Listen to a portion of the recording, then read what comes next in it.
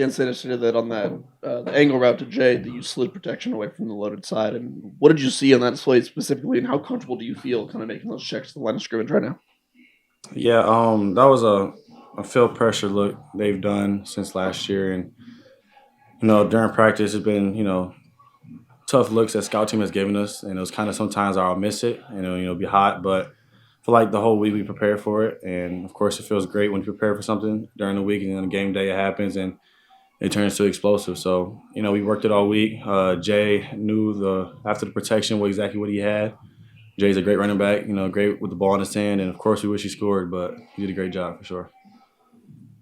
Mayor James.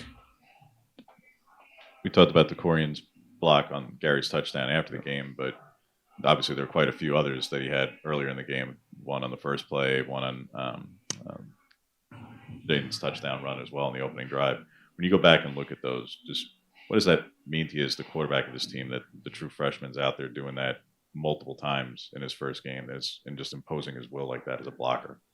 Yeah, I mean, Coach Landon kind of tells us we have our four pillars, connection, growth, toughness, and sacrifice. And toughness is for sure one of them. And Corey has done a great job. Of course, when he first got here, my bracket kind of looked, favorable for the defensive side when he went up. He had to adjust to how the speed and how the strength of the college game day was. I mean, the college game was. And he's done a great job during practice, during my bracket of getting extra reps and make sure he's pushing himself at practice. So come game time when he's throwing in the fire of having a block on the perimeter, he's done a great job of doing that, and it's kind of something that he's mastered and he's, of course, getting better at, day by day. So it's getting good, and when we block on the perimeter, that's when big plays happen.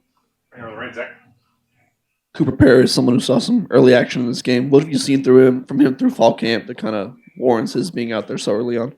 Yeah, when he first got here during spring ball, I mean, he was probably, I'll say, to be honest, the best player that went through the whole springtime. I mean, just looking at him when it comes to winning routes, when the ball's in the air, him grabbing it, and just the way he is as a receiver, I feel like he was the most produced during spring, and he's a great talented receiver. As a quarterback, I trust him. I know where he's going to be at during certain coverages or be on the same time, and I'm glad that he had a chance to get out there, playing college, his first snaps, and he's done a great job, and I'm blessed him having a teammate.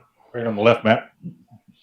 You said Saturday would have to go to the doctor on Sunday to learn where you guys need to improve. What did you learn specifically for yourself, and kind of what's the next step of growth for you? Yeah, having that next play focus, it's kind of, example, like when I got the first down and I was excited and, adrenaline was pumping, I was fatigued the next play because I was like, so tired and lost a lot of energy. And it's something that, of course, was exciting during the moment, but, plays like that would happen, but you got to focus on to the next play. And, of course, we did a great job. We did a lot of, meet a lot of our goals. But I feel like my personal growth would probably just saying, lasting through long drives, building my fatigue, and make sure I'm pushing my teammates during the drives. Back right, Olivia. How much confidence does a performance like you had on Saturday give you heading into a little bit of a tougher test this week? Yeah, this past Saturday, I mean, the way we prepped, the way we just, treated practice like a game, it was kind of that made us help us play better on Saturday. But upcoming this week, nothing's going to change. I feel like at practice, we're going to push ourselves to better ourselves. And I feel like, at practice, you push yourself to a certain point, a certain standard that on Saturday it should look a certain way. So nothing's going to change. I know it's a different opponent, but the standard's going to be the standard. Yesterday, Dan said that Alex Harkey is a finisher and plays with a little bit of a nastiness to him. What do you see from him on the field, and what does that look like to you? Yeah, I remember when he first was visiting during his portal, when he was in the portal. And, I mean, when I first was talking to him, he just, it's hard to talk to at first. You can tell he's a tough guy. He's somebody you can trust and for sure block on the perimeter. But, I mean, during practice, he's pushing himself. He's sweating, exhausting himself. But, of course, at practice, he's just going to push himself to that on game day when it comes. It's kind of easy for him. And he made a lot of great blocks. I, trust him with my life out there on the edge. And he's a great player. I'm glad to have him. After getting a chance to go back and watch the film, how do you feel like the execution went on that 2-minute drill at the end of the first half that led to the touchdown to Malik? Yeah, 2 minutes huge. As a quarterback, you want to get thrown in as much situations as possible, and Coach Landon has done that at practice. He's made sure that he's given us a lot of chances, 2 minutes is offense. And there's been times we did really great. There's times we did really terrible. There's been times where I got cussed out really bad by him and make sure that I just learn from my mistakes. And when it comes to game time, I feel like that was a clean drive. We made sure that we had the right plays dialed, and it's like, a great execution at the end. Right here, James. I know he didn't play last week, and I don't know if he'll play this week, but what will it be like to go up against Jalen Davies again? And what have you seen from the rest of this defense, albeit in a small sample? I'm sure you look back at some of Grantham's defensive tape.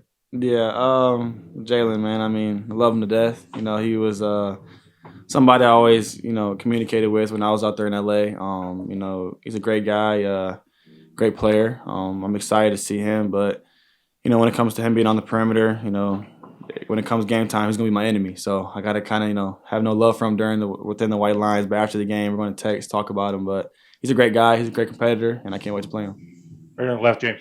Sorry, Matt. Dan said that J-Mac's gotten significantly better since he arrived last year. Where have you seen that growth, and what kind of his impact be for this team? Yeah, the growth I would probably say is he's got more to the point where he's texting and blowing my phone up now, wanting to get extra work. Last year, before spring ball and before fall camp, I always go down to Dallas to train, and I kind of, brought it up to him like, hey, come down to Dallas, come catch and come train. And he was like, okay, bet. And this year, he was kind of like, when are we going to Dallas? And it was kind of like, hey, I don't got the trip planned yet, but I'll get the plan for us. And he's done a great job as one to work. He's got way stronger, way faster, and his hands are incredible. Of course, he's a great, talented player, and I'm glad to have him as a receiver. Sit over here. How much do you as a quarterback love having a guy like Dave Iuli out there who, when you do have an injury, he can flip from one guard spot to the other and still keep you comfortable in the pocket?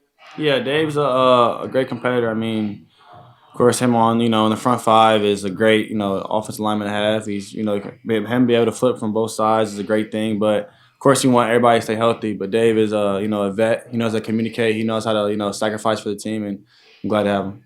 Down in the middle, Tyson.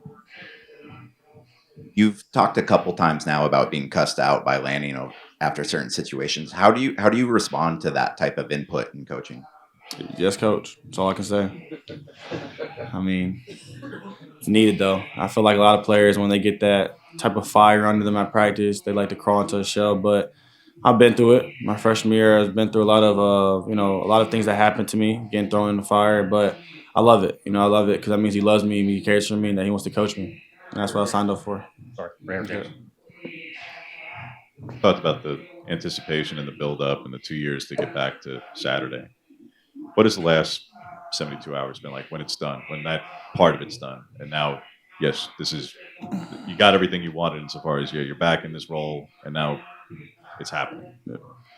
After the game, it was, good to celebrate with my family. Of course, we was just, my dad cooked, and we had a great dinner, and we just, kicked it as a family. But I feel like the next day was kind of, a reset, preparing for Oklahoma State.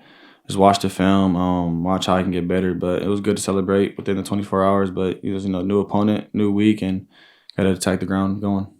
We're on the right, Jack. Now that you've kind of now had this start under your belt at Oregon, what would 2025 Dante Moore say to 2023 Dante Moore who didn't really have all that success? Smile. Don't care about other people's opinions. Be you.